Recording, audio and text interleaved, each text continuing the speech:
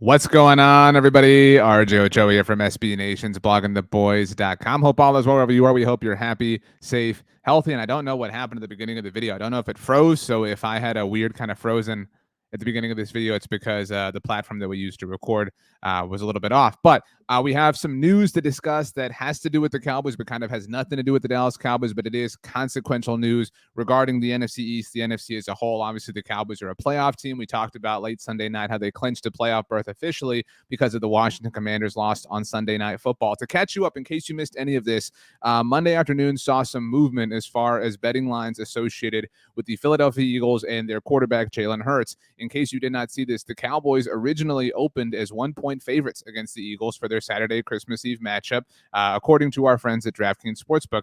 And I think a lot of people saw that 1-point line and kind of thought, well, that's not the weirdest thing in the world, right? It's kind of weird, but it's not super weird. We talked about in the postgame show how this game kind of lost some juice with the fact that the Cowboys lost to the Jacksonville Jaguars on Sunday. The Eagles only need to win one game or the Cowboys to lose any game, obviously, of the 3 remaining games for every team across the rest of the NFL, for Philadelphia to win the NFC East. And if Philadelphia wins one more game, they not only win the East, but they also take the number 1 seed in the conference. And so with Dallas already having a playoff spot clinched, this game really isn't super significant. It is technically significant. So you could kind of see a situation where Dallas plays their players a little bit more and Philadelphia maybe backs players off. And so that kind of explained the 1-point line. Okay, then it moved to 1.5 points. Okay, hey, that's not the biggest movement in the world. Then it moved to Dallas being favored by 3. Okay, that's a little bit suspicious. Then it moved to Dallas being favored by 5. Additionally, I mentioned Jalen Hurts. Lines associated with his candidacy for MVP began to move. And all of a sudden, Kansas City Chiefs quarterback Patrick Mahomes was the favorite to win MVP when Hurts had been the favorite as of Sunday night. And typically, unfortunately, movement like that is generally associated with some sort of injury. And we finally got the news on Monday afternoon when it was reported that Jalen Hurts is uncertain to play on Saturday against the Dallas Cowboys because he reportedly sprained his non-throwing shoulder during Philadelphia's win on Sunday against the Chicago Bears. He is uncertain, as mentioned. That was the word that was thrown out to play Saturday against the Cowboys. Philadelphia's backup is Gardner Minshew. We'll talk about him in a second. And the Philadelphia Inquirer reported that Jalen Hurts could actually miss the next 2 regular season games. So what does all this mean?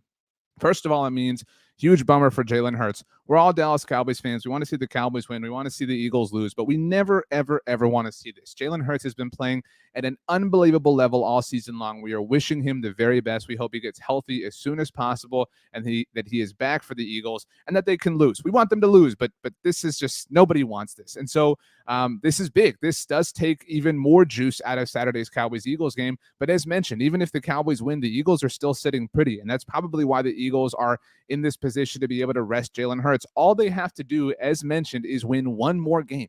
And they are division champions and the 1 seed in the NFC. In case you're wondering, after the Eagles visit the Cowboys on Saturday afternoon, they have 2 home games remaining in the regular season. Next week against the New Orleans Saints and the final week of the regular season against the New York Giants. Now, the Saints are technically in the mix for the NFC South title. The Giants are obviously the 6th seed right now in the NFC playoff picture after helping us out on Sunday night. And so those are 2 teams who are vying for playoff contention. You could totally see them maybe winning. And even if they do, even if the Eagles were to lose all 3 of their remaining games, the Cowboys, if they lose any game, give the NFC East to the Philadelphia Eagles. Again, you have to kind of make your peace at this point that the Eagles are probably going to be division champions and probably going to be the 1 seed in the NFC. And that would give them a first-round bye, obviously, as I lower the volume here on my computer. That would give the Eagles a first-round bye in the wild card round. And this particular thing here, I want to get to this note from the Philadelphia Inquirer that Jalen Hurts could miss the rest of the regular season. All right, I want to put this in perspective just because we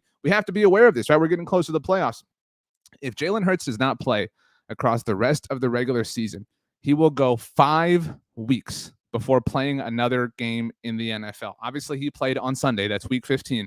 So week 16, week 17, week 18, the wild card round where we presume the Philadelphia Eagles will have their bye, and the divisional round of the playoffs. It is very possible, by the way, that the Cowboys are the team who visits the Philadelphia Eagles in that divisional round, but that's getting way too ahead of ourselves at this point in time. So you're talking about maybe Jalen Hurts coming back after not playing in over a month with a sprained shoulder, granted a non-throwing shoulder. It's a tough situation for the Eagles. If you're curious for any news or information on the Eagles, you can check out our friends at Bleeding Green Nation. But this is a seismic sort of thing in the NFC. It is big-time news. And again, it's awful news. It's unfortunate. You never want this to be the case. But the NFC is a very delicate place right now. You're talking about the 1 seed Philadelphia Eagles currently without Jalen Hurts for the time being. It would stand to be the case. You're talking about the 2 seed Minnesota Vikings, who just overcame a 33-point deficit against the Indianapolis Colts, who the Cowboys, by the way, beat 40-3. You're talking about the 3 seed San Francisco 49ers, who are operating with Brock Purdy at quarterback, although they look very good. I don't think that anybody should underestimate them. You're talking about the 4 seed Tampa Bay Buccaneers, who are 6-8, below 500. And then you've got the Cowboys. I mean, the Cowboys are in a position at this point in time to kind of just figure things out themselves. The Cowboys don't need to adjust one way or the other. They need to go out. They need to play this game. In case you're curious, at the time that I'm putting this video together, the Cowboys are now 6-point favorites for their Christmas Eve matchup against the Philadelphia Eagles. It is wild how something like this can swing things so dramatically. That's the power of the quarterback position in the NFL. I do want to visit one particular hypothetical, though, before we get out of here, because a lot of people are kind of wondering now and kind of frustrated by the Cowboys' loss against the Jaguars. Say the Eagles lost all of their games. The only way the Cowboys can win the division is if the Eagles lose all 3 of their remaining games and the Cowboys win all 3 of their remaining games. Maybe you think that's possible. It certainly exists in a world of infinite possibilities, but I don't think it's particularly likely. But say it does happen, all right?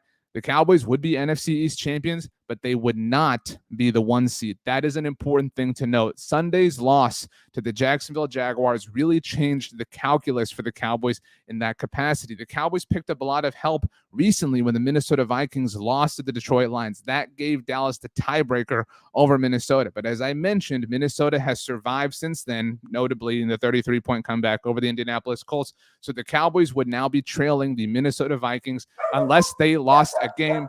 That's my dog. That's a truck outside. Bear, it's cool. It's cool. You don't have to hate the Vikings. I'm going to make sure everything is fine. I thought I could put this video together and there wouldn't be any problems. And little Bear just wants to be a part of everything. Hey, Bear, let's get this wrapped up and I'll feed you. All right.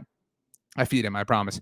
But the Cowboys would need 1 loss from the Minnesota Vikings on top of this. So you're talking about the Eagles have to lose every single game remaining on their schedule. The Cowboys have to win every single game remaining on their schedule. The Vikings have to lose at least 1 game remaining on their schedule. And maybe you're thinking that's possible. It can happen. But the San Francisco 49ers also have to lose because the Cowboys have lost. The Cowboys are now tied with the San Francisco 49ers, but the 49ers would have the tiebreaker over the Cowboys if they do not lose another game on the regular season. So that Brock Purdy team, that is now a factor. So what would it take for the Cowboys to be the 1 seed in the NFC with 3 weeks left to go? Once again, the Cowboys, first of all, would have to win all 3 of their remaining games. The Eagles would have to lose all 3 of their remaining games. Obviously, one of those is to the Cowboys. The Vikings would have to lose a game. The Niners would have to lose a game. All of those things seem incredibly unlikely, which is why I think we can accept that the Cowboys are a playoff team. They're probably not going to win their division. They are probably not going to be the 1 seed in the NFL, in the NFC, excuse me, and that's okay. We don't have to make a big deal about it. But yeah, get well soon, Jalen Hurts. This sucks. We never want to see this. My name is RJ Ochoa. You can follow me on Twitter or Instagram at RJ Ochoa. You can follow me on TikTok, rj.ochoa. You can send me an email, rj.ochoa@sbnation.com, or you can leave a comment down below, and we'll do our best to get that. Apologies for the dog. All right, you know, there's a big window out here. He likes to look outside. I think it was an Amazon car. So hopefully we got something cool in the mail. But thank you so much for hanging out, everybody. We have our Blog of the Boys roundtable that will be live here on the YouTube channel on Tuesday at 7 p.m. Central Time. We are scheduled to have 8 people besides me. We're literally going to have a Brady Bunch style, like 9 little windows. It's going to be awesome. So I'm really looking forward to it. Hopefully you can join us. And yeah, we'll see you next time. Have a great day, everybody.